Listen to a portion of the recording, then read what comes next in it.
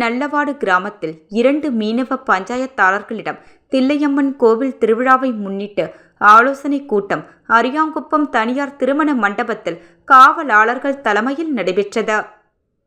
புதுச்சேரி மாநிலம் தவளக்குப்பம் அடுத்துள்ள நல்லவாடு கிராமத்தில் வருகின்ற 24ஆம் தேதி அப்பகுதியில் உள்ள அருள்மிகு ஸ்ரீ தில்லையம்மன் திருக்கோவிலில் 1ஆம் ஆண்டு திருவிழா நடைபெறவுள்ள நிலையில் தவளக்குப்பம் காவல் நிலைய சாரகத்திற்கு உட்பட்ட நல்லவாடு கிராமத்தில் தெற்கு வடக்கு என 2 மீனவ பஞ்சாயத்து செயல்பட்டு வருகிறது.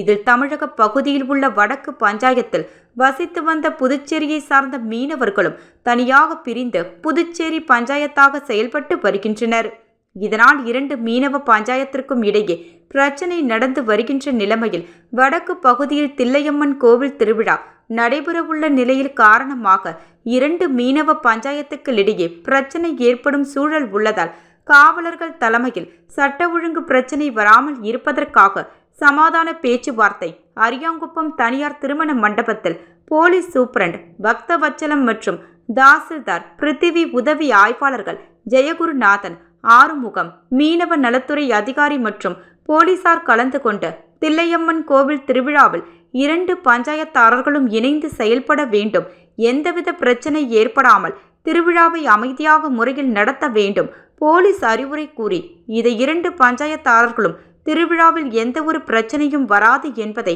போலீசாரிடம் தெரிவித்தனர்.